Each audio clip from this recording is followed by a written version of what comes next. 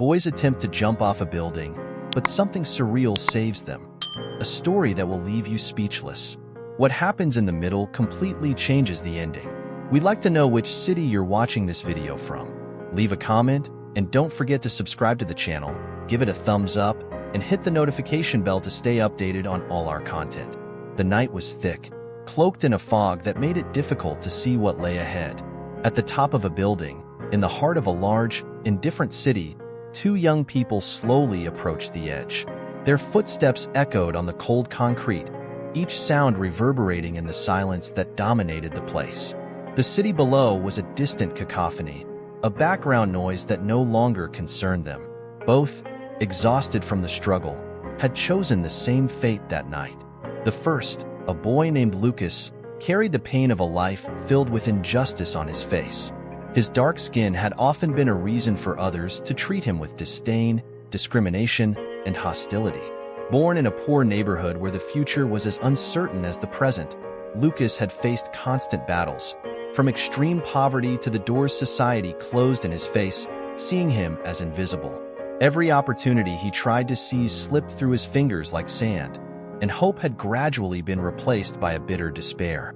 Beside him, Clara, a white girl with light eyes, was also fighting a silent battle. Her fair skin hid deep emotional scars from a life marked by loneliness.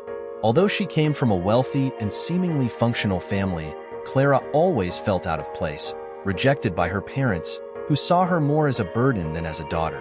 Her mother, always busy maintaining a perfect image, cared little for the girl's feelings. Her father, cold and distant, had never given her the affection she so longed for. She was invisible in her own home, and that invisibility consumed her day by day. Both, so different in their realities, found themselves on that night driven by the same feeling, a lack of purpose. They walked together toward the abyss, united by pain, but without exchanging a word. Perhaps because words were unnecessary at that moment. The shared pain created a silent complicity. The decision had been made. When they reached the ledge, the cold night wind swept across their faces. Lucas looked toward the horizon and took a deep breath, feeling the internal darkness merge with the night outside. Clara looked at him, and for a brief moment, their eyes met. That final glance was one of acceptance, of mutual understanding. Without needing to say anything, they knew what the other felt. They knew this was the last journey. Lucas was the first to lift a foot, ready to leap into the void. Clara closed her eyes, feeling the freedom of the choice they had made when, suddenly, a blinding light surrounded them. A celestial presence manifested abruptly, interrupting what seemed to be an inevitable end. A luminous figure, with enormous and radiant wings, descended before them. Its light so intense it dispelled the surrounding darkness. The angel was of indescribable beauty, almost ethereal, and its massive wings seemed to envelop the space around the young people, bringing an inexplicable sense of peace. Lucas and Clara, overcome by surprise, stepped back, instinctively moving away from the edge of the building. The angel slowly opened its wings, and its voice echoed in a sweet but firm tone. "You were not born for pain. I was sent to show you that there is still purpose, even in the darkest shadows." The words hung in the air like a gentle melody. Clara, her heart racing, looked at Lucas, trying to comprehend what was happening. The young man, who had grown so accustomed to the world's silence and indifference, felt something break inside him. It was as if a small flame, nearly extinguished, reignited in his chest. "No," Lucas tried to argue, his voice choked with disbelief. We don't belong in this world anymore. We've already tried to fight. We've tried to find a purpose, but..." The angel, with a serene smile, moved closer, gently extending its hands toward them. Its hands glowed, radiating a comforting energy, and it touched their hearts. "The pain you carry does not define who you are. You are more than your scars, more than the suffering you've endured. I see the strength within you, the strength you have yet to recognize." Lucas felt a profound warmth in his chest, something he hadn't experienced in a long time. Hope. Clara, still incredulous, began to cry silently. It was as if, at that moment, the barriers that had isolated her from the world dissolved. The angel looked toward the horizon and said, "You two have a greater journey ahead. Neither destiny nor chance brought you here tonight. There is a purpose, and you will need each other to find it." And then, the light that surrounded them began to fade. The angel, once so present, slowly began to disappear, but not without leaving one final message. You have much to discover about yourselves, and along the way, you will also uncover the truth about this world. Remember, nothing is as it seems. With those words, the angel vanished, leaving the two young people alone, but with a new feeling in their hearts. It wasn't just the end that now united them, but something bigger, something they didn't yet understand but were beginning to accept. They were connected by an invisible thread, and their stories were only just beginning. Lucas and Clara, still shaken by the surreal experience they had just witnessed, remained on the rooftop in silence.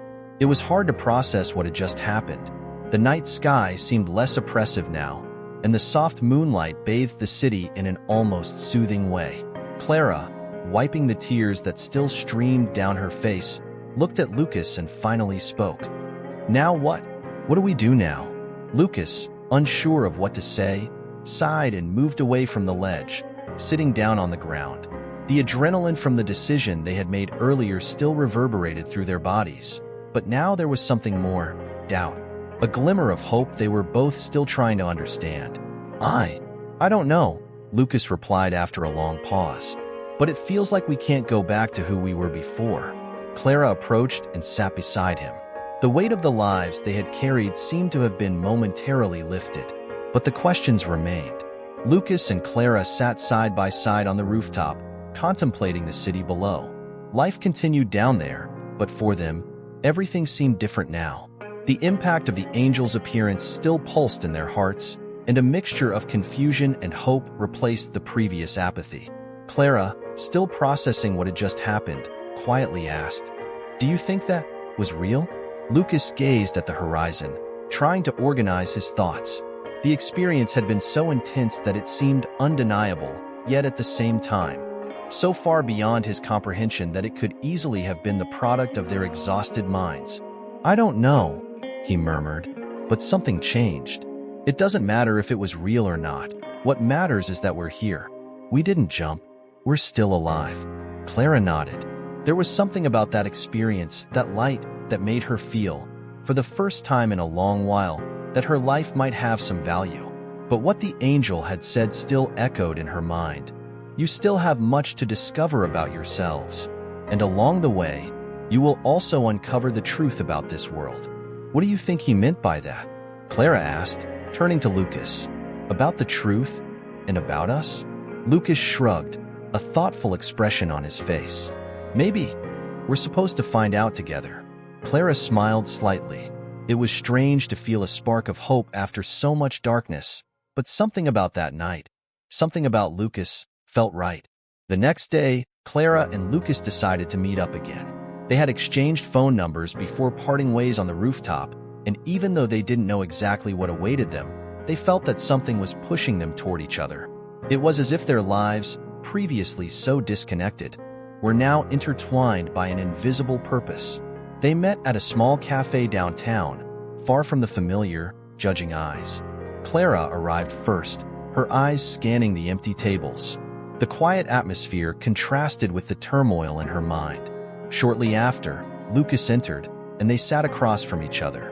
"I've been thinking," Clara began, taking a sip of her coffee. "Maybe what happened last night is some kind of second chance." Lucas, thoughtful, nodded. Since waking up that morning, he hadn't been able to stop thinking about the angel's words. He had always believed his life was doomed to suffering, but now there was a possibility of something different. "I feel the same way," Lucas replied, his eyes fixed on his cup. "But I don't know what to do with this chance." The silence between them was heavy, but not uncomfortable. It was as if they both knew they were at a crossroads, that their decisions from now on wouldn't just be about survival but about purpose. Then Clara, hesitating slightly, suggested something unexpected. "What if we tried to find this purpose together? I know we barely know each other, but maybe that's what the angel meant. We need each other." Lucas looked into her eyes, seeing the sincerity in her words. He had spent so much time fighting alone that the idea of sharing his journey with someone else seemed almost surreal. But, for some reason, it felt right. They were connected by something larger than their individual pain. "I think it's worth a try," Lucas responded, finally allowing a small smile to cross his face. And so, without fully realizing it, Clara and Lucas had taken the first step on a journey that would lead them to discover more about themselves and the world around them. Some weeks passed since that night on the rooftop, and Clara and Lucas stayed in constant contact. Little by little, they revealed more about their stories, their scars, and their fears. Every conversation seemed to uncover a new layer of understanding, both about themselves and each other. One day, while they were walking together in a park, something unusual happened. They were discussing what the angel might have meant by the truth about the world when an old man, with a disheveled appearance, approached. He had a gray beard and eyes that seemed to see beyond the surface of things. "You two have a long journey ahead," the man said, his voice raspy but filled with unsettling wisdom. Clara and Lucas exchanged glances, surprised. "How do you know?" Clara asked, hesitant. The man gave a cryptic smile and continued. "There are forces you do not yet understand, but they are watching every move. You weren't saved that night by accident. Something much larger is at play." Before they could respond, the man turned and disappeared into the trees, leaving Clara and Lucas stunned. They tried to follow him, but he had vanished without a trace. "What was that?" Lucas asked, his voice thick with shock. "I don't know, but it seems like we're being watched," Clara replied, still processing the encounter. Meeting the mysterious man left them uneasy. Clara and Lucas began to notice that ever since the angel's appearance, small signs and strange coincidences seemed to follow them. Noises in the night, vivid dreams, and inexplicable feelings of being observed. They didn't know what was happening, but they knew something larger was involving them. Then, one night, Clara had a dream. She was back on the rooftop, but this time, the angel was beside her, looking out over the horizon. "The truth is not just about what lies within you," the angel said. "There are forces at play that you must confront, forces that have always been hidden." Clara woke up with her heart racing. She knew the dream was more than just her mind's creation. It was a message, a warning. She called Lucas immediately. "I know what we need to do," she said firmly. "We need to find out who's watching us and why." Clara's revelation about the dream made her and Lucas decide to take immediate action. The feeling of being watched intensified with each passing day, and they could no longer ignore the signs. Something or someone was manipulating their fate, and the truth about it seemed closer than they had imagined. The morning after Clara's dream, they met at the same cafe where they usually discussed their theories. This time, however, there was an urgency in Clara's words. She described the dream to Lucas in detail, and he listened intently, realizing that for the first time in a long while, they had a clear direction. The angel spoke about hidden forces, forces that have always been in action, Clara repeated, as if the words from her dream echoed in her mind. That means someone or something has always been watching us, or maybe even manipulating our lives. Lucas, who had always been skeptical of anything spiritual or supernatural, now began to consider that something very real and dangerous might be behind all of this. "We need answers," he said, determined. "But how are we going to start looking for something we don't even understand?" Clara thought for a moment. Since the appearance of the man in the park, they knew that the universe seemed more complex and that there were invisible forces at work. Perhaps the answer lay in that mysterious man. They decided to return to the park and search for him, hoping to find him again. When they arrived at the park, they walked along the same paths they had taken during their previous encounter, trying to find any sign of the old man. For hours, they searched with no success, until, at dusk, they saw a familiar figure sitting on a bench beneath a tree. It was him. The old man smiled as they approached, as if he had already known they would return. Before Clara and Lucas could ask any questions, he spoke. "You came seeking the truth, didn't you?" Lucas, surprised by the man's clarity, nodded. "Yes, we want to understand what's happening. Why were we saved that night? Who or what is watching us?" The old man observed them for a few moments before responding, as if pondering whether to reveal everything at once. The night you decided to jump was a point of convergence. Many forces manifested that night, and the appearance of the angel was just one part of something much bigger. The world you know is not the only one. There are layers beyond reality that you have yet to comprehend, and there are beings who act in these layers, influencing the fates of humans. Clara and Lucas exchanged incredulous glances, but at the same time, it felt like it all made sense. Since the angel's appearance, their lives had changed drastically, and the accumulating coincidences no longer seemed so random. But why us? Clara asked, her voice filled with emotion. What makes us so special? The old man chuckled softly, as if the question was naive. You are the link between two worlds. The pain you carried in your hearts made you vulnerable, but it also made you receptive to what lies beyond the veil of reality. You were chosen for a greater journey, and this path will lead you to truths that many are not prepared to face. Lucas furrowed his brow, trying to process everything. He had always believed that his life was insignificant, marked by failures and disappointments, but now someone was telling him that he and Clara had an important role in something much bigger. So, we're being watched by other beings? Lucas asked, still hesitant to accept this reality. Yes, the old man replied calmly. But don't think of them as enemies or allies. They merely observe, sometimes influence, and rarely interfere directly. You, however, must decide how to act in this invisible game. And remember, not everything that appears bright is good, and not everything that seems dark is evil. Clara was visibly scared but determined. Finally, she asked, "What do we do now?" The old man looked at her with a serious expression. You need to find the guardian. He is the only one who can explain everything you need to know. But be careful. He lives in the shadows, and many who have tried to find him have lost their souls in the process. Before they could ask more questions, the old man stood up and disappeared among the trees, leaving Clara and Lucas with more questions than answers. The mission was now clear, but the path was murky. Clara and Lucas knew they had to find the guardian, but they had no idea where to start. The mention of losing their souls in the process left them uneasy, but there was no turning back. In the following days, they began investigating urban legends, ancient stories, and any mention of something related to the guardian. The more they researched, the stranger things became. Many stories spoke of a being that wandered between the living and the dead, someone who knew humanity's deepest secrets but was always lurking, waiting for the right moment to reveal himself. One night, Clara found something on an old internet forum, a report from someone who claimed to have encountered the guardian in a forgotten part of the city, an abandoned church on the outskirts. I think I found where we need to go, Clara said, showing Lucas what she had found. An abandoned church? Lucas read the report aloud. It sounds like something out of a horror movie, but we don't have any other options, do we? Clara agreed, though she felt a knot in her stomach.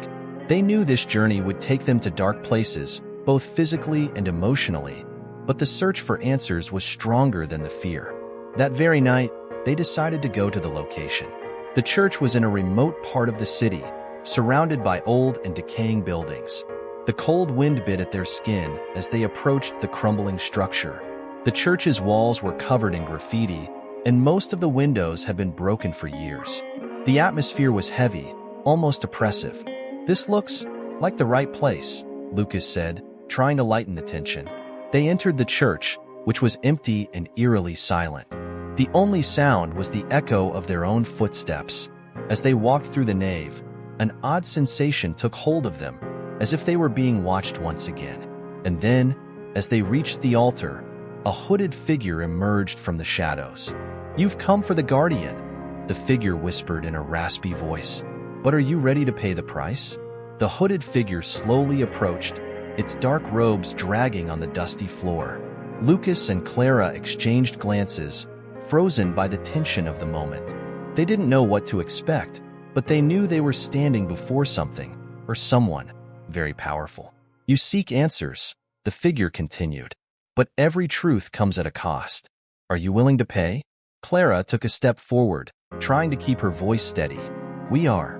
We came here because we need to understand what's happening to us. Who is watching us? Why were we chosen?" The figure smiled beneath the hood, but the smile was cold, devoid of any emotion. The Guardian sees everything, but few are the souls that can bear the truth. You still have time to turn back, to abandon this quest. But if you continue, know that there is no return. What you learn will forever change who you are. Lucas stepped forward, deciding it was time to end the riddles. We don't have a choice. We need to know. We're ready for anything. The figure remained silent for a moment, studying the two. Finally, it made a gesture with its hand, and a hidden door opened beside the altar. Very well then. Follow me. The Guardian awaits you.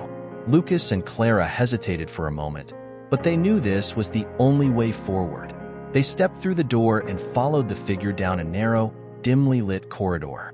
When they reached the end, a circular room awaited them.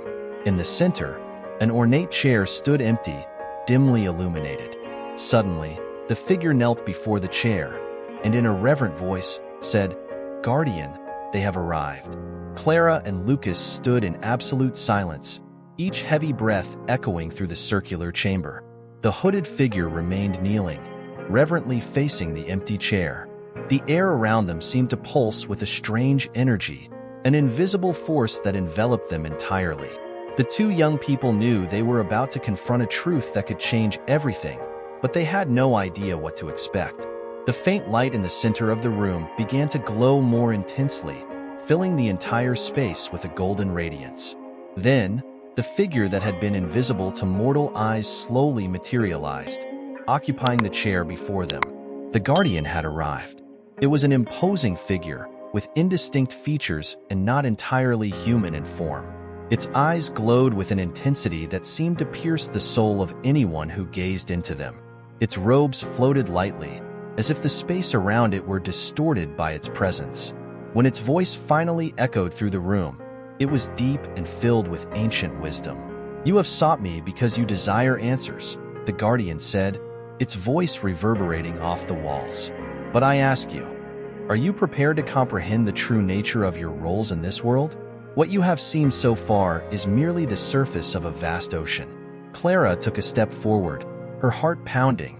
"We came here because we need to understand why we were saved that night, why we are being watched. What are we to you?" The Guardian observed the two for a moment, its presence dominating the space. "You are more than you believe yourselves to be. You were chosen, but not for the reasons you imagine. The pain you carry in your souls, the despair that united you that night, were not merely the result of the circumstances of your lives. You have been shaped, molded by forces that have existed for millennia, preparing you for a greater purpose." Lucas frowned, confused. "Shaped? Molded? What does that mean? Who's been manipulating us?" "Not manipulated, but guided," the Guardian corrected, its voice almost compassionate. "You are not mere pawns in a battle between light and dark. You are the vectors of transformation. Your pain, your suffering, served as a catalyst, making you receptive to realities that most humans will never perceive. You were chosen because you were strong enough to bear the weight of the truth." Clara, now feeling a mix of fear and curiosity, asked, "But what truth? What exists beyond what we see?" The Guardian tilted its head slightly, and for a moment, the silence in the room seemed to weigh on them like a tangible presence. "The reality you know is but one of many layers," the Guardian explained. "The physical world you inhabit is controlled by invisible forces that coexist with you, but few human souls have the capacity to perceive them. Angels, like the one you encountered that night, and other entities, both benevolent and malevolent, influence reality in subtle ways, shaping the destinies of civilizations. But that is not all. You are not merely observers of this truth. You are agents of change, instruments for something much greater." Lucas felt a chill run down his spine. He had spent his entire life believing his existence was insignificant, that his struggles were in vain. Now, the Guardian was telling him that all of this was part of a larger plan. "And what is our role in all of this?" he asked, his voice choked with emotion. "Why were we chosen? What do we need to do?" The Guardian remained silent for a long time before answering, as if contemplating the impact of its next words. "You were chosen to be the bearers of an ancient secret, a key to the balance between worlds. You are the guardians of the threshold between good and evil, between light and darkness. What is at stake is not only your lives, but the very balance between these forces. If you fail, if you succumb to the darkness, the world you know will be consumed by uncontrollable chaos. If you succeed, you will bring peace and harmony back to Earth. Clara felt the weight of those words fall upon her shoulders like an immense burden. But how can we fight something so big? We're just two young people who don't even know where to start. The Guardian smiled, a smile full of mystery. You have already started. From the moment you decided not to leap into the abyss, you took the first step. Now, you must find the answers within yourselves. You will carry the truth, and with it, the power to shape destiny. Do not underestimate the strength that resides in your souls. You were chosen because you are the only ones capable of bearing the burden of this mission. Lucas, feeling the gravity of the situation, asked, "And if we fail? If we can't fulfill our role?" The Guardian stared at him for a long moment before answering in a solemn tone. "Then the world as you know it will cease to exist. Darkness will take over, and those who now watch from afar will intervene directly, bringing chaos and destruction with them. This is not only your fate, but the fate of everyone." A profound silence filled the room. Clara and Lucas were frozen, absorbing the weight of the revelation they had just received. Not only were their lives at stake, but the fate of all humanity. They held a central role in an invisible battle that was about to unfold, a battle that would define the future of reality. Finally, the Guardian rose from its chair, its imposing figure dominating the space. "Now that you know the truth, the choice is yours. Continue living your lives, ignoring the call, or embrace your destiny and step into the unknown, facing the shadows that threaten to consume this world. But remember, every step you take will be watched, every decision will be a link in the chain that connects the fate of all." With those words, the Guardian began to disappear slowly, just as it had appeared. The light in the room dimmed, and soon they were alone again, with only the hooded figure kneeling before the empty chair. Clara and Lucas left the abandoned church in silence, each lost in their own thoughts. The Guardian's revelation weighed on their minds like an unforgiving tide. The fate of the world was in their hands, and they had no idea how to proceed. The sky was dark when they emerged, and the cold night wind seemed heavy with invisible tension, as if the very universe was waiting for the decision they would make. As they walked through the empty streets, Clara finally broke the silence.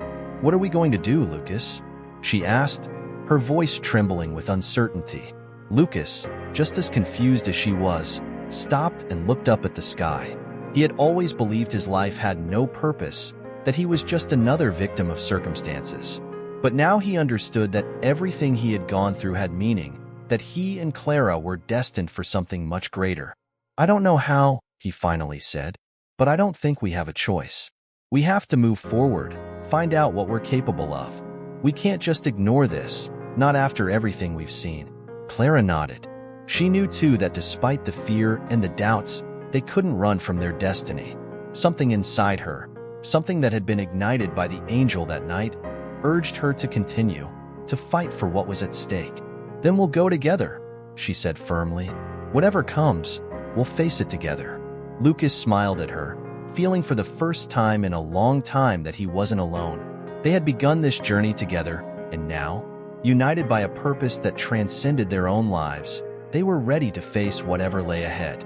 With the night's darkness as their witness, Clara and Lucas moved forward, unaware that the fate awaiting them was darker and more challenging than they could ever imagine. They had taken the first step toward becoming the guardians of a secret that would forever change the course of humanity, and the battle between light and dark was only just beginning.